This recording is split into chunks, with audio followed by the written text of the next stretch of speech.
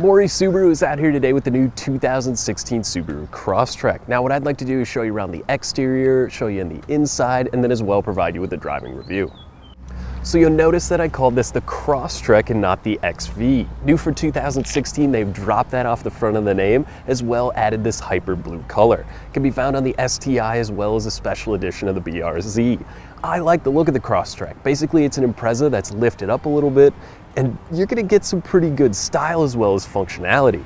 There's a hatchback in the back, and then in the Limited, you're gonna get a ton of amenities inside. As well, this one does add the navigation package to it. So let's take a look at the room you're gonna have in the rear of the Crosstrek.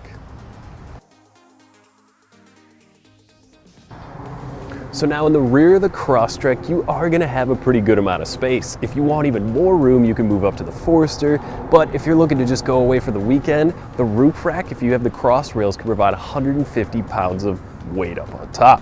As well in the back, you do have a 60-40 split rear seat, so you can simply pull the handle, remove this cargo cover that comes with the Limited if you want, and put as much stuff as you can fit in here. Now I have tried it before, and you can easily throw 2 bicycles in here if you don't have the roof rack. You can throw your cooler, your camping gear, and then head out for the weekend. Now you're gonna get about 34 miles per gallon on the highway with the CVT, and remember, most Subarus are all-wheel drive with the exception of the BRZ, so you're not gonna have to worry about the winter time in Minnesota, having to get stuck. I've driven these in the snow and they're a ton of fun.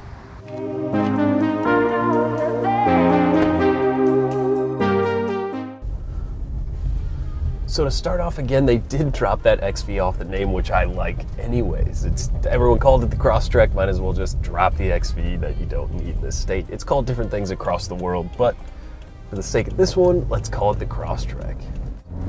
So to kind of start off, I guess, with the one negative, you can hear it's a little bit louder under acceleration with the CVT.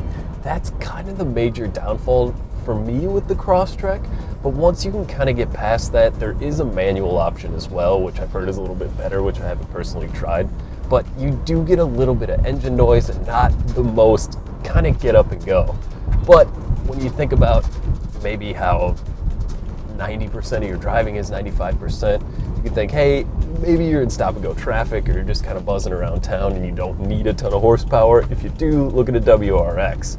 They're a ton of fun to drive and they have all the power. So to get that out of the way, I mean, again, this is the Limited with the navigation package, so you do have the most features that are possible.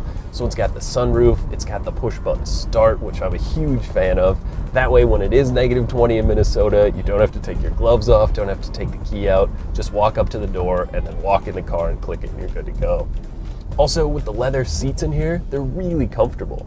It's got this cool orange stitching on the hyper blue with the exterior and then the orange with the black leather. It looks really good, and you know what? This car is a ton of fun to drive once you get past that kind of CVT of it all.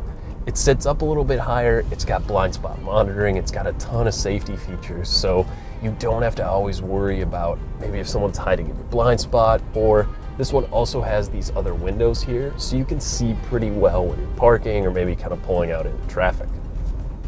Other things, infotainment system, this one does have the updated system as well, or rather the new system.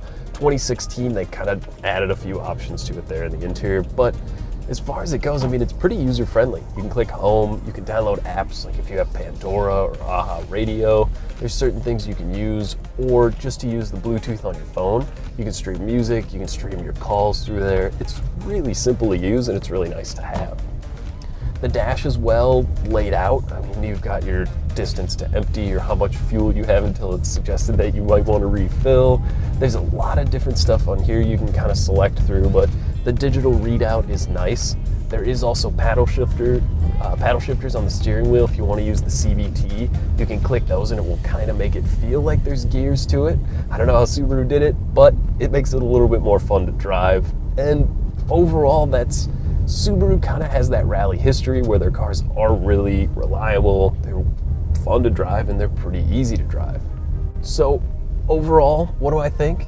I think if you're looking for maybe going on camping trips over the weekend, or you want some extra space where you'd like the hatchback, or you just want a ton of nice features and a well all-around package that can get the job done 99% of the time, I think the Crosstrek is certainly one to get out and drive. On behalf of Morrie Subaru, thanks for watching. Now if you'd like to schedule your test drive in the all-new Crosstrek, make sure to call, click, or stop by today. Thanks again for watching, and make sure you buy happy.